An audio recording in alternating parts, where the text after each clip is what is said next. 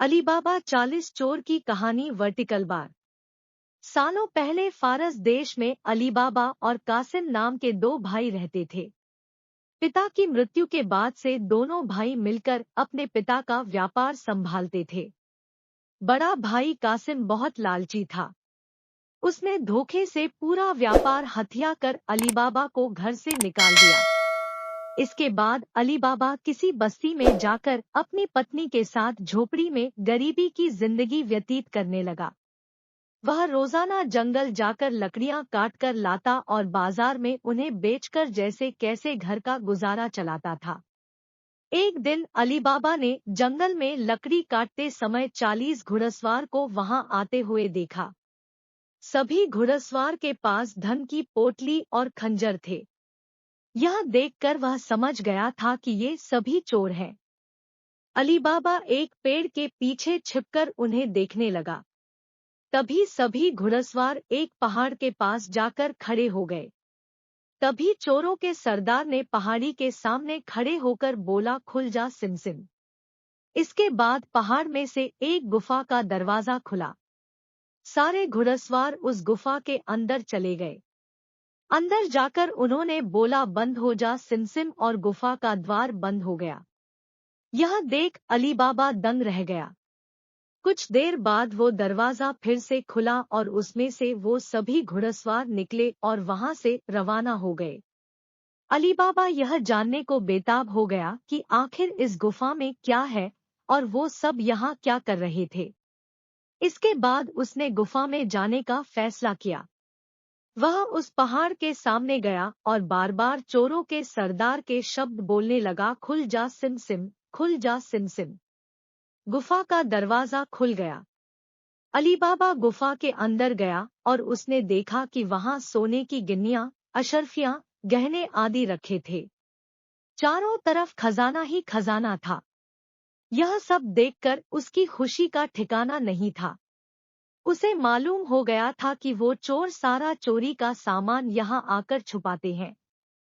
Alibaba ने वहां से एक पोटली में सोने की अशर्फियां भरी और घर चला आया। घर जाकर अलीबाबा ने इस पूरे किस्से के बारे में अपनी पत्नी को बताया। एक साथ इतनी सारी अशर्फियां देखकर उसकी पत्नी हैरान रह गई और अशर्फियों को गिनने बैठ गई। तभी अलीबाबा ने बोला कि ये इतनी अशर्फियां हैं कि इन्हें गिनते गिनते रात हो जाएगी। मैं गड्ढा खोदकर इन्हें छुपा देता हूँ, जिससे किसी को भी हम पर शक न हो। अलीबाबा की पत्नी बोली, मैं इनकी गिनती नहीं कर सकती हूँ, लेकिन अंदाजे के लिए इन्हें तोल तो सकती हूँ। अलीबाबी की पत्नी भागती हुई कासिम के घर गई और उसकी पत्नी से गेहूं को तोलने के लिए तराजू मांगने लगी। यह देखकर कासिम की पत्नी को उस पर शक हुआ। उसने सोचा कि इन गरीब लोगों के पास अचानक उनके पास इतना अनाज कैसे आया। वो अंदर गई और तराजू के नीचे गोंद लगाकर लाई और उसे दे दिया। रात को अलीबाबा की बीवी ने सारी अशर्फियों को तोला और तड़के सुबह उनका तराजू लौटा आई। कासिम की पत्नी ने तराजू को उल्टा करके देखा तो उस पर सोने की एक अशर्फी चिपकी हुई थी। उसने यह बात अपने पति को बताई। कासिम और उसकी पत्नी यह जानकर जल भुन गए। दोनों को रात भर नींद नहीं आई। सुबह होते ही कासिम अलीबाबा के घर गया और उससे धन का स्रोत पूछने लगा। यह सुनकर अलीबाबा ने कहा, आपको कोई गलतफहमी हुई है। मैं तो एक मामूली लकड़हारा हूँ। कासिम ने बोला कि तुम्हारी बीवी कल हमारे घर से अशर्फियों को तोलने के लिए तराजू लेकर गई थी। ये देखो, ये अशर्फी तराजू पर चिपकी मिली है। सब सच बताओ, नहीं तो मैं सबको बता दूंगा कि तुमने चोरी की है। यह सुनकर अली बाबा ने सच सच सारी कहानी बता दी। कासिम के मन में लालच आ गया। उसने खजाना हथियाने का प्लान बनाया और अगले दिन गुफा पहुंच गया। वह अपने साथ एक गधा भी लेकर गया ताकि वह उस पर खजाना लाद कर ला सके। गुफा के सामने पहुंचकर उसने अलीबाबा ने जैसे बताया था वैसे ही किया। उसके खुल जा सिमसिम बोलते ही गुफा का दरवाजा खुल गया। अंदर पहुंचकर चारों तरफ खजाना देखकर वह भौचक्का रह गया। उसने बोरियों में सोने की सिक्के भरे और बाहर निकलते समय क्या बोलना है वही भूल गया। गुफा से बाहर निकलने के कासिम ने तमाम प्रयास किए, लेकिन कोई रास्ता न निकला। वह गुफा के अंदर कैद हो जाता है। कुछ देर बाद जब चोरों का गिरोह वहां पहुंचा, तो उन्होंने देखा कि बाहर एक गधा बंधा है। वे समझ जाते हैं कि यहाँ कोई आया है। चोर अंदर जाते हैं और कासिम को ढूंढकर मार देते हैं। इधर जब कासिम घर नहीं पहुंचता तो उसकी पत्नी परेशान हो जाती है और अली बाबा के घर जाकर बड़े भाई को ढूंढकर लाने के लिए बोलती है।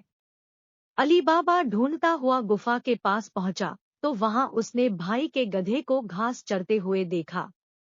वह समझ जाता है कि कासिम अंदर गया था और चोरों ने उसे पकड़ लिया है।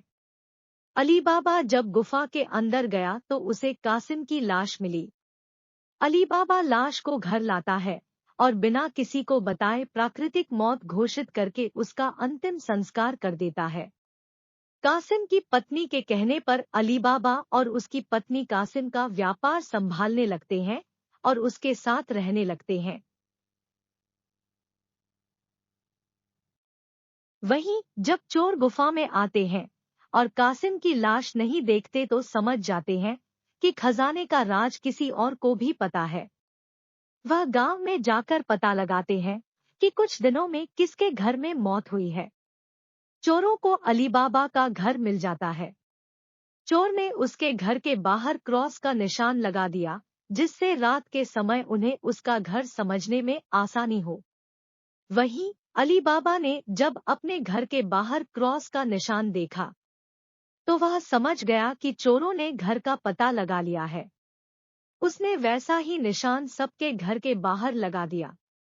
रात में जब चोर आए तो सबके घर पर वैसा निशान बना देखकर दुविधा में पड़ गए और वापस चले गए। चोरों का सरदार चुप चुप बैठने वालों में से नहीं था। उसने उस मोहल्ले में अपने आदमी को भेजकर यह पता लगवाया कि हाल फिलहाल में कौन शख्स वहां अमीर हुआ है। इससे उसे अली बाबा के बारे में पता चला।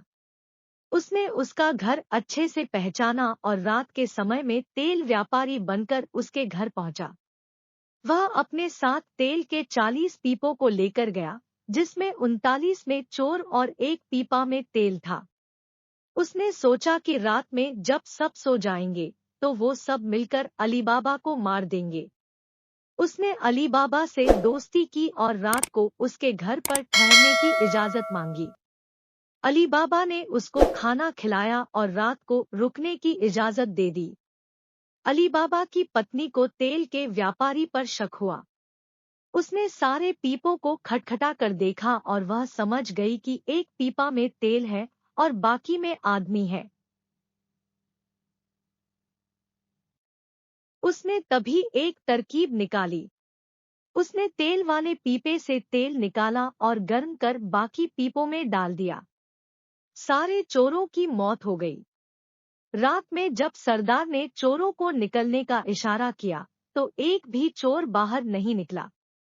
उसने पीपों को खोलकर देखा तो सभी चोर मर चुके थे।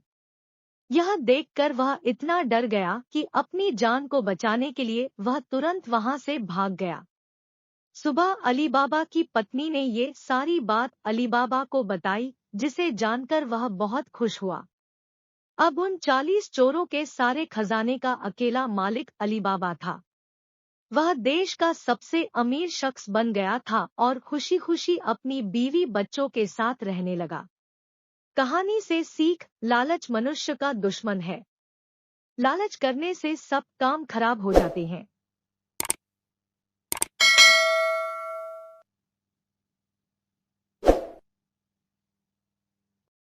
इसलिए कभी भी लालच नहीं करना चाहिए।